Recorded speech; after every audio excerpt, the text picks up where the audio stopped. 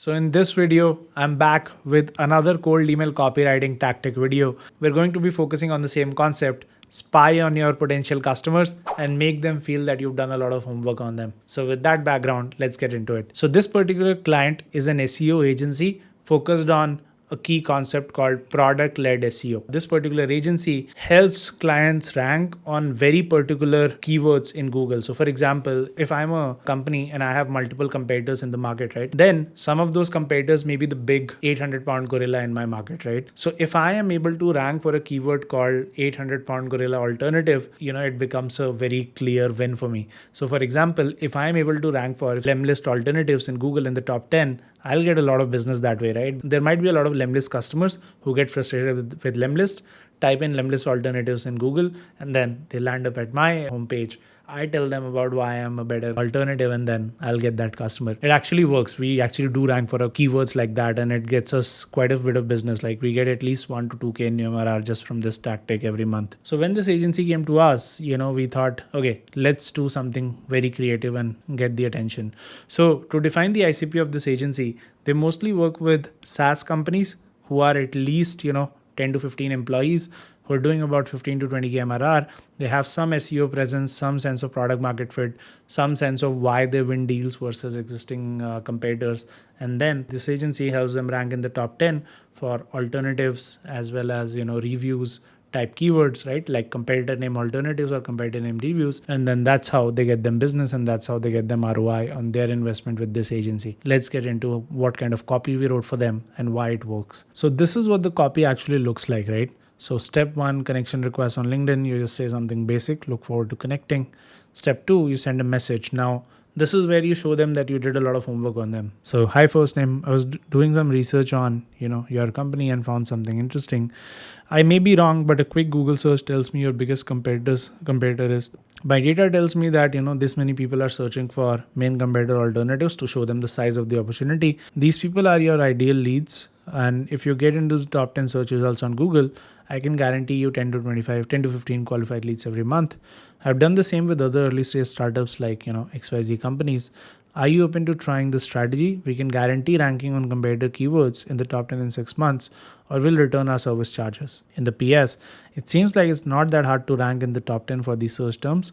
Difficulty level is only this, and I can see that you're not in the top 10 right now. So the question is, how do you fill these gaps?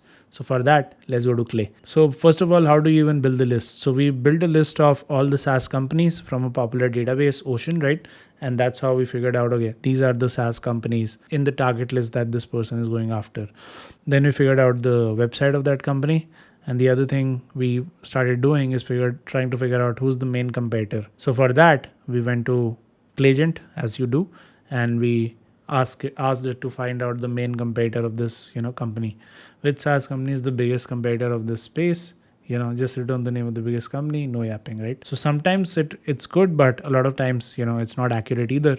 So that's how you figure out, first of all, who the competitors are. Now once that's done, your goal is to find traffic, right? Like for example here, how do you fill out the traffic volume, and then how do you fill out the keyword difficulty? So for that, we went to a third-party tool called Ahrefs, and we uploaded all the keyword data there and then exported. So let's show you what that process looks like. We found out the traffic volume using something called Ahrefs, and then we also figured out the keyword difficulty out of 100. So with this data, it shows us a lot of potential. So for example, if this company, Digital Mass, is able to rank for Salesforce alternatives, then there's 700 people searching for that keyword. So if they're in the top 10, quite a few of them will land on their site and try to switch from Salesforce, right? Sooner or later. And then through this, we are figuring out whether, the company's website is showing up in the top 10 results. This shows you, the top 10 results for that keyword, Salesforce alternatives. We want to verify that our claim is actually accurate. What if they're actually ranking in the top 10, right? We'll look like idiots, right? So this is just to verify that particular question, and the rest of it is just, junk data. So nothing worth looking at. But we also tried to find the right person because that's who we were reaching out to. And for that, we did find an enriched person from Google search. So we figured out, okay, who was the CEO of this company, figured out their LinkedIn automatically using AI. So with all of this in place, you can imagine, right? It's a heavily researched email. They're getting it. They can make a decision on whether to, go with the strategy or not. They make a high quality decision with all the stuff that we've given them for free. There's probably an email they would pay to get. Give some work to a consultant who can figure out whether this strategy is worth investing in. So did you get a chance to look at my last message? First name, this strategy is a gold mine, and I'm not sure it will continue to work as more and more people become aware of it and start writing such content on big competitor alternatives. Would you be the best person to discuss? If not, can you do me a favor and point me in the right direction? Quick coffee and a chat about how we can get you this much, or we give you your money back in 6 months, no question asked. So risk reversal as well. So with this kind of copywriting strategy, of course, you're able to get quite a few responses in a short amount of time because you're able to show them that you did homework on them, right? You stand out compared to a lot of the other people in their inbox trying to catch their attention, and that is how you win. Obviously, the downside of this is a lot of times the AI isn't accurate, so the main competitor actually may not be the main competitor, but still what I've seen is that even with a slightly bad approach, these people at least reply and tell them, hey, that is not my main competitor.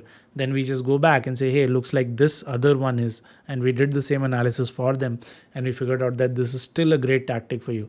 So the entire goal is to make them feel like you're not spammers. You've done some homework on them, you're reaching out with a bit of research, and that's how you're creating a lot of value for somebody, even if you're doing cold outreach. So that's it from me in this video. Again, just make sure you keep doing research on your competitors and then send emails that people would pay to get. Take care now. Bye-bye. And definitely hit that subscribe button.